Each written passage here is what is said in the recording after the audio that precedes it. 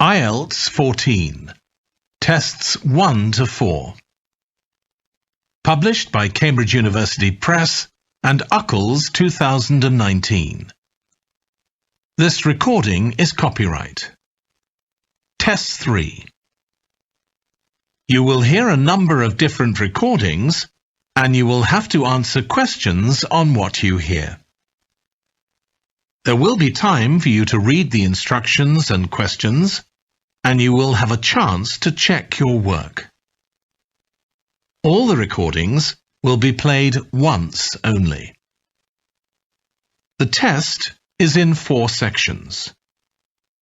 At the end of the test, you will be given 10 minutes to transfer your answers to an answer sheet. Now turn to Section 1.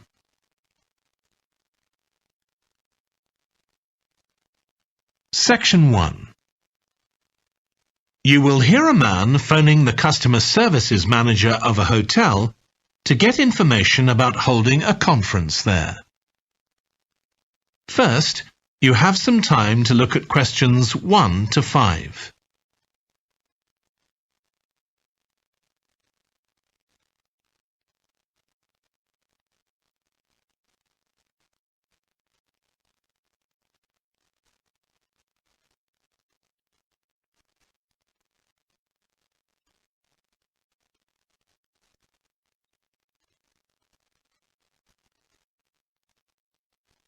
You will see that there is an example that has been done for you.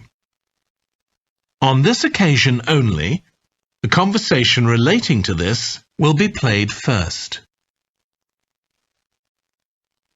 Hello, Flanders Conference Hotel. Oh, hi. I wanted to ask about conference facilities at the hotel. Have I come through to the right person? You have. I'm the customer services manager. My name's Angela. The name of the customer services manager is Angela. So Angela has been written in the space. Now we shall begin.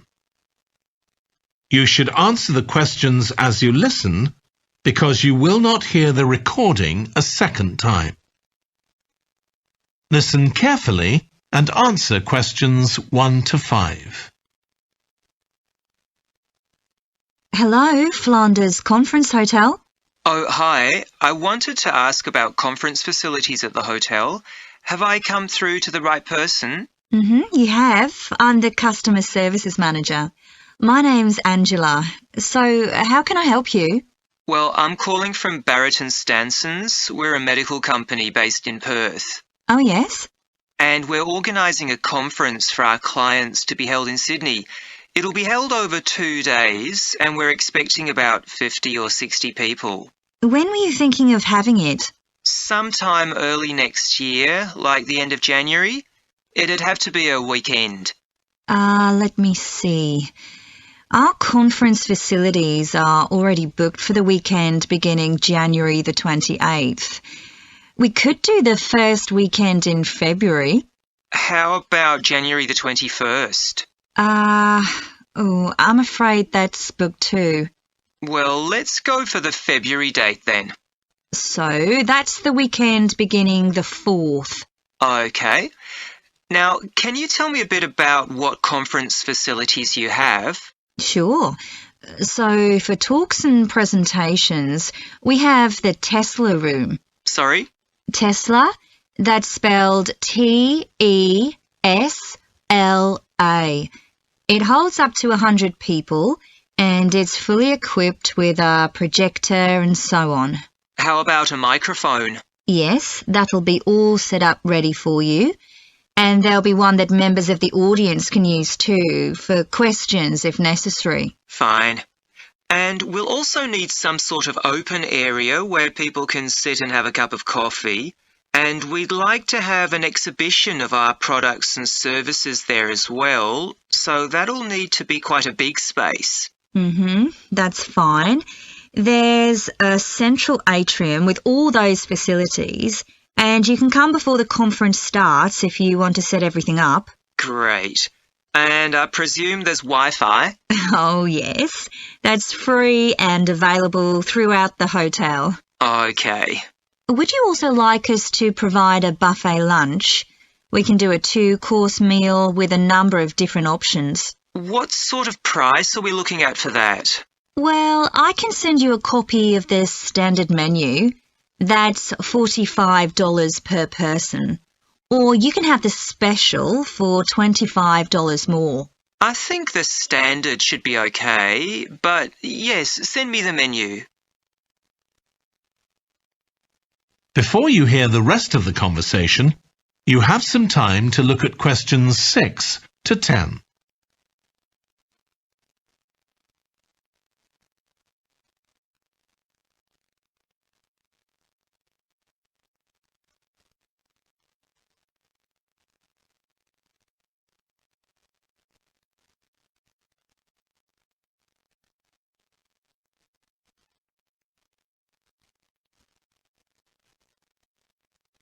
Now listen and answer questions 6 to 10. Now, we're also going to need accommodation on the Saturday night for some of the participants. I'm not sure how many, but probably about 25. So what do you charge for a room? Well, for conference attendees, we have a 25% reduction, so we can offer you rooms at $135. Normally, a standard room's $180. And does that include breakfast? Sure. And of course, guests can also make use of all the other facilities at the hotel. So we've got a spa where you can get massages and facials and so on. And there's a pool up on the roof for the use of guests. Oh, great. Now, what about transport links? The hotel's downtown, isn't it? Yes. It's about 12 kilometres from the airport, but there's a complimentary shuttle bus for guests, and it's only about 10 minutes walk from the central railway station. Okay. Now, I don't know Sydney very well. Can you just give me an idea of the location of the hotel? Well, it's downtown on Wilby Street. That's quite a small street, and it's not very far from the sea. And of course, if the conference attendees want to go out on their Saturday evening, there's a huge choice of places to eat. Then, if they want to make a night of it, they can go on to one of the clubs in the area. There are a great many to choose from. Okay. So, if we go ahead with this, can you give me some information about how much we're looking at? That is the end of section 1. You now have half a minute to check your answers.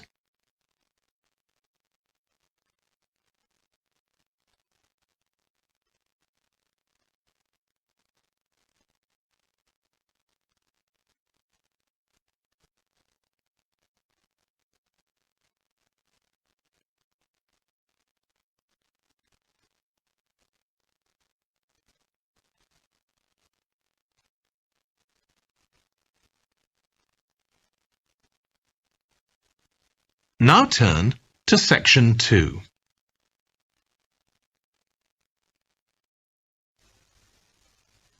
Section 2. You will hear a woman talking to a group of college students about volunteering to help other people. First, you have some time to look at questions 11 to 14.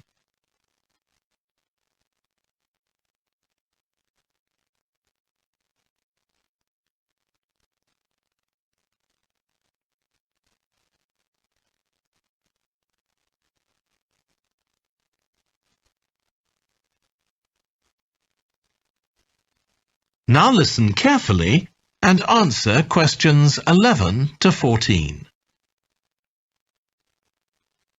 Good morning. My name's Lucy Crittenden, and I'm the Director of Operations for an organisation that arranges volunteering in this part of the country.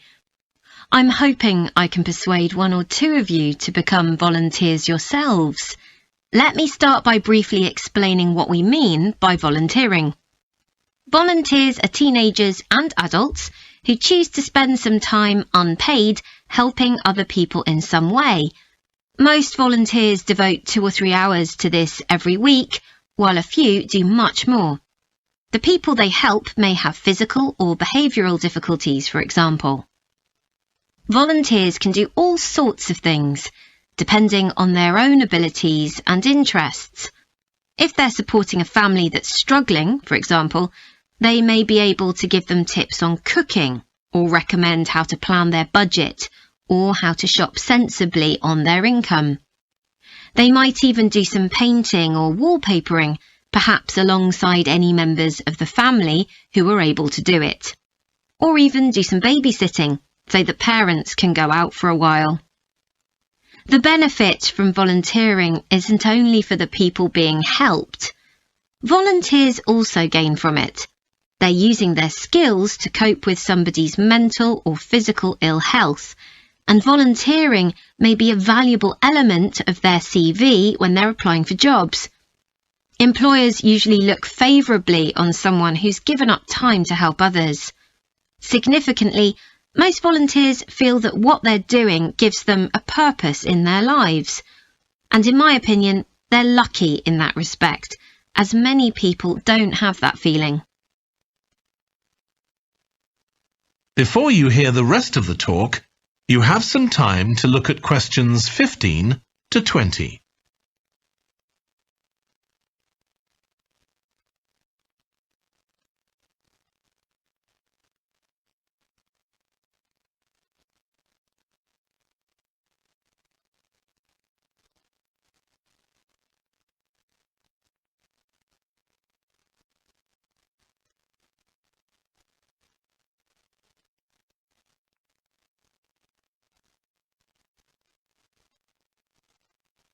Now listen and answer questions 15 to 20.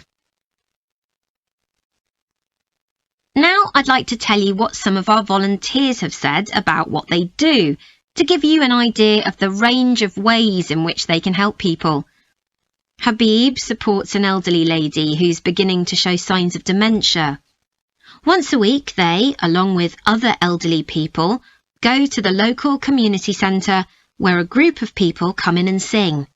The songs take the listeners back to their youth, and for a little while they can forget the difficulties that they face now. Our volunteer Consuela is an amazing woman. She has difficulty walking herself, but she doesn't let that stop her. She helps a couple of people with similar difficulties who had almost stopped walking altogether. By using herself as an example, Consuela encourages them to walk more and more. Min visits a young man who lives alone and can't leave his home on his own, so he hardly ever saw anyone. But together they go out to the cinema or to see friends the young man hadn't been able to visit for a long time. Tanya visits an elderly woman once a week. When the woman found out that Tanya is a professional dressmaker, she got interested. Tanya showed her some soft toys she'd made, and the woman decided to try it herself. And now she really enjoys it and spends hours making toys. They're not perhaps up to Tanya's standard yet, but she gains a lot of pleasure from doing it. Alexi is a volunteer with a family that faces a number of difficulties. By calmly talking over possible solutions with family members, he's helping them to realise that they aren't helpless and that they can do something themselves to improve their situation. This has been great for their self-esteem. And the last volunteer I'll mention, though there are plenty more, is Juba. She volunteers with a teenage girl with learning difficulties who wasn't very good at talking to other people. Juba's worked very patiently with her, and now the girl is far better at expressing herself and at understanding other people. OK, I hope that's given you an idea of what volunteering is all about. Now I'd like to talk to you about... That is the end of section 2.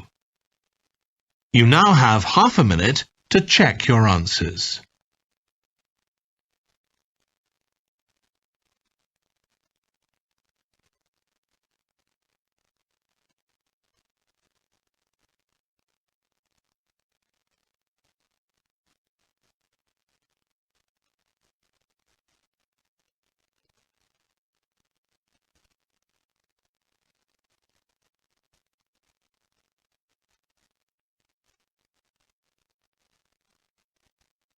Now turn to Section 3.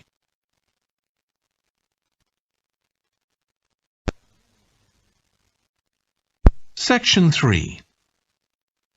You will hear a trainee music teacher called Joe talking to his supervisor about the school marching band that he has been given responsibility for.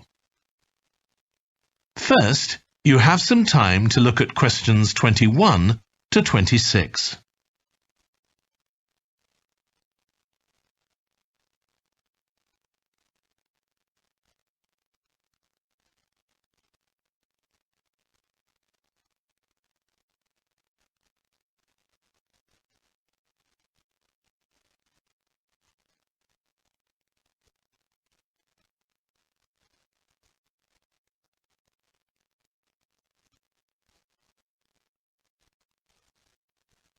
Now listen carefully and answer questions 21 to 26. So, how are you getting on with your teaching practice at the high school, Joe? Well, I've been put in charge of the school marching band, and it's quite a responsibility. I'd like to talk it over with you. Go ahead. You better start by giving me a bit of background. Okay. Well, the band has students in it from all years, so they're aged 11 to 18, and there are about 50 of them altogether. It's quite a popular activity within the school. I've never worked with a band of more than 20 before, and this is very different. I can imagine. They aren't really good enough to enter national band competitions, but they're in a regional one later in the term. Even if they don't win, and I don't expect them to, hopefully it'll be an incentive for them to try and improve. Yes, hopefully. Well, now the town council's organizing a carnival in the summer, and the band has been asked to perform. If you ask me, they aren't really up to it yet, and I need to get them functioning better as a band, and in a very short time. Have you been doing anything with them? Apart from practicing the music, I mean. I played a recording I came across of a drummer talking about how playing in a band had changed his life. I think it was an after-dinner speech. I thought it was pretty inspiring, because being in the band had stopped him from getting involved in crime. The students seemed to find it interesting, too. That's good. I'm planning to show them that old film from the 1940s, Strike Up the Band, and talk about it with the students. What do you think? Good idea. As it's about a school band, it might make the students realize how much they can achieve if they work together. That's what I've got in mind. I'm hoping I can take some of the band to a parade that's going to take place next month. A couple of marching bands will be performing, and the atmosphere should be quite exciting. It depends on whether I can persuade the school to hire a coach or two to take us there.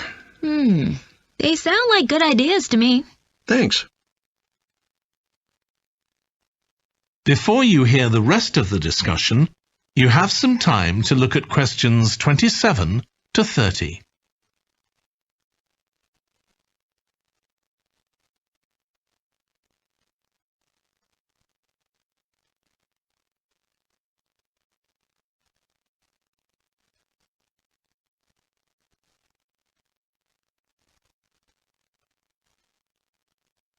Now listen and answer questions 27 to 30.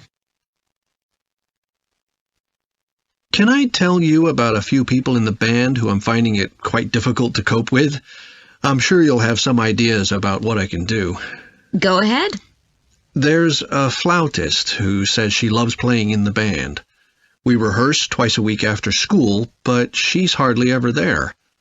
Then she looks for me the next day and gives me a very plausible reason. She says she had to help her mother, or she's been ill, but to be honest, I don't believe her. Oh dear. Any more students with difficulties? Plenty. There's a trumpeter who thinks she's the best musician in the band, though she certainly isn't. She's always saying what she thinks other people should do, which makes my job pretty difficult. She sounds a bit of a nightmare. You can say that again. One of the trombonists has got an impressive sense of rhythm and could be an excellent musician, except that he has breathing difficulties. and he doesn't really have enough breath for the trombone. He'd be much better off playing percussion, for instance, but he refuses to give up, so he ends up only playing half the notes. I suppose you have to admire his determination. Maybe. One of the percussionists isn't too bad, but he never seems to interact with other people, and he always rushes off as soon as the rehearsal ends. I don't know if there are family reasons or what, but it isn't good in a band, where people really need to feel they're part of a group. There are others too, but at least that gives you an idea of what I'm up against. Do you have any thoughts about what I can do, Lizzie? That is the end of section 3. You now have half a minute to check your answers.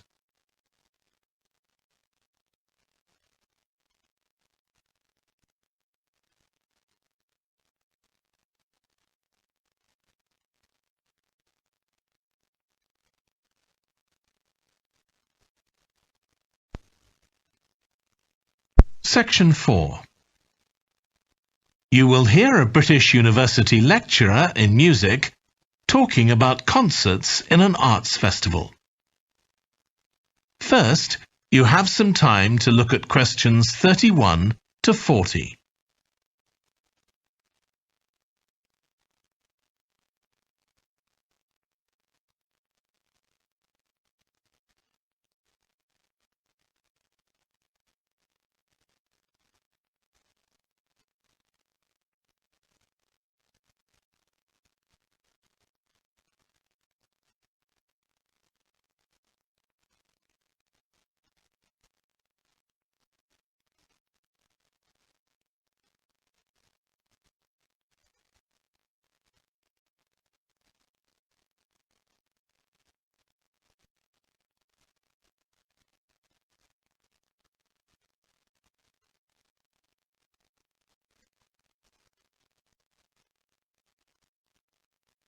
Now listen carefully and answer questions 31 to 40.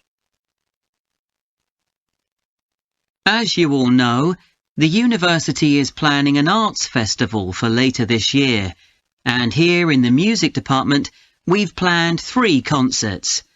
These will be public performances, and the programme has just been finalised. The theme of the festival is links between the UK and Australia, and this is reflected in the music. Each concert will feature both British and Australian composers. I'll tell you briefly about the Australian music, as you probably won't be familiar with that. The first concert will include music by Liza Lim, who was born in Perth, Western Australia, in 1966. As a child, Lim originally learned to play the piano, like so many children, and also the violin. But when she was 11, her teachers encouraged her to start composing.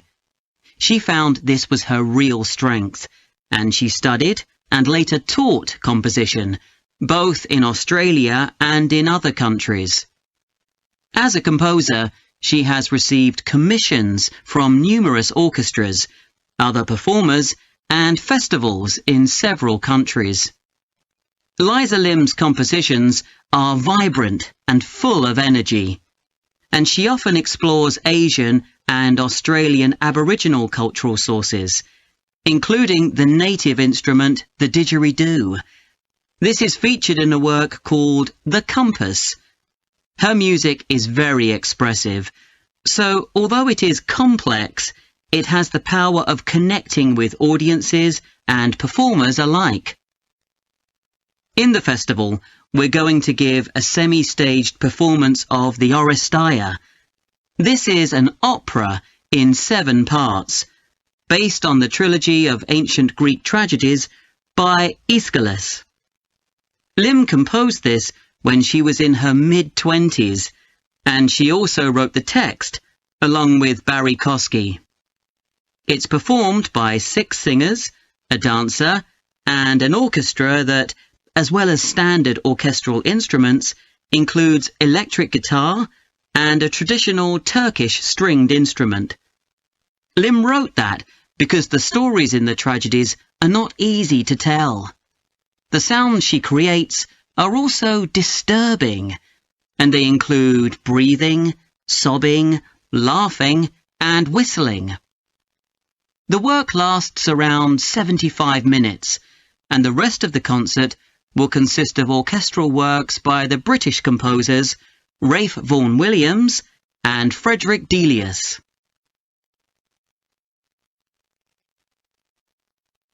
Moving on now to our second concert. This will begin with instrumental music by British composers Benjamin Britten and Judith Weir. After the interval, we'll go to Australia for a piece by Ross Edwards, The Tower of Remoteness. According to Edwards, the inspiration for this piece came from nature, when he was sitting alone in the dry bed of a creek, overshadowed by the leaves of palm trees, listening to the birds and insects. The Tower of Remoteness is scored for piano and clarinet. Edwards says he realized years after writing the piece that he had subconsciously modelled its opening phrase on a bird call. Ross Edwards was born in 1943 in Sydney, Australia, and studied at the Sydney Conservatorium of Music and the Universities of Adelaide and Sydney. He's well known in Australia, and in fact, he's one of the country's most performed composers. He's written a wide range of music, from symphonies and concertos to some composed specifically for children. Edwards's music has been described as being deeply connected to Australia, and it can be regarded as a celebration of the diversity of cultures that Australia can be proud of. The last of the three Australian composers to be represented in our festival is Carl Vine. Born in 1954, Vine, like Liza Lim, comes from Perth, Western Australia. He took up the cornet at the age of 5, switching to the piano 5 years later. However, he went to university to study physics before changing to composition. After graduating, he moved to Sydney and worked as a freelance pianist and composer. Before long, he had become prominent in Australia as a composer for dance, and in fact has written 25 scores of that type. In our third concert, Vine will be represented by his music for the flag handover ceremony of the Olympics held in 1996. This 7-minute orchestral piece was of course heard by millions of people worldwide, and we'll hear it alongside works written by British composers Edward Elgar and, more recently, Thomas Adès. That is the end of section 4. You now have half a minute to check your answers.